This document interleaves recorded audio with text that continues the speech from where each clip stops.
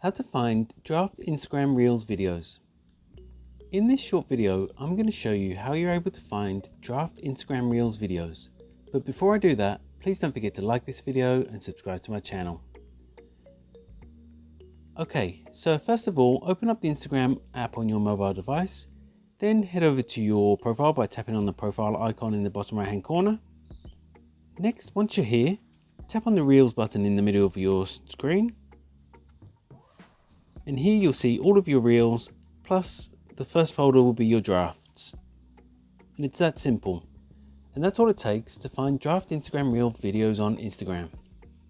If you found this video helpful, I'd love it if you like the video and subscribe to my channel. Thanks for watching.